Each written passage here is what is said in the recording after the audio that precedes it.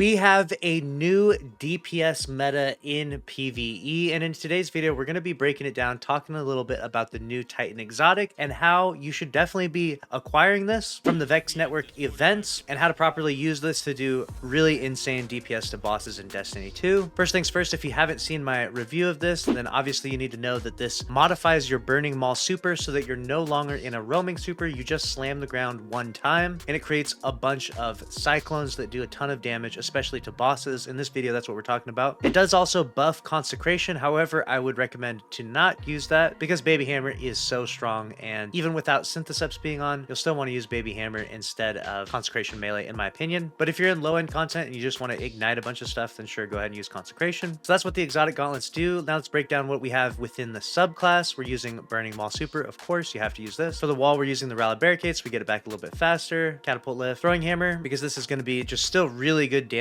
However, it's been found that if you pop your super with this exotic gauntlet on and then swap over to Syntheseps, if you get the perk Biotic Enhancements to proc, you'll then get a buff to the super's damage. So you'll notice that in the gameplay here that I'm actually swapping exotics. This is just to optimize the amount of DPS that this can output. It's not entirely necessary, but it does make for absolutely crazy DPS. As you can see here, we two-man this dungeon boss by just one-hitting them with the super alone, with the tractor cannon debuffing, and then we both swapped to Syntheseps. For the grenade, of course, we're using Healing Grenade. I just like this for a little bit more added survivability. I'll definitely be using this in the day one raid race. For the aspects, we're going with Roaring Flames and Soul Invictus. This is the usual build that we're using with Solar Titan hammers. For the fragments, we're using Torches, Mercy, and we're still using Combustion because those ignitions are super nasty and you'll still get them with the super. And then we're using Ember of Solace as the last fragment. Recently, we discovered that Gjallarhorn was stealth nerfed by Bungie this season, and so for damage now, a lot of people are recommending 5 legendary rockets, and then the 6th person is going to use a tractor cannon for debuff. I've seen various different sources say that the numbers add up to that being the most optimal DPS now currently in the game, so keep that in mind. God rolls of legendary rockets are definitely the play, and if you don't have a god roll, well, then you're gonna have to be the tractor for your team. And overall, people are just in general not using Gjallarhorn anymore, which is pretty crazy to hear. The G-Horn nerf is real and the G-Horn meta is gone. On top of that, now you don't need to use Falling Star if you're doing DPS to bosses. Previously, whenever we were doing damage to targets like Nezarec, for example, had to use Arc Titan, had to use Falling Star to get that optimal DPS out. Now you got options though. Now you can use Solar Titan, you can use Pyro Gale Gauntlets, and then spam your legendary rocket afterwards. If you have one with auto loading, then of course you can swap off to a Slug Shotgun to do damage while you wait for the weapon to auto load. As far as the other mods and stats go, there's really nothing special. There's nothing that increases your damage overall, so I don't need to go through all the mods I have through all my armor. I'm just overall going to always be rocking 100 resilience and 100 discipline. Let me know your thoughts about this new DPS strategy and new DPS meta in Destiny 2. I'll be reading your comments down below. Make sure to subscribe, smash the like button, and click on the screen here to watch another video from the channel. I'll see you in the next one.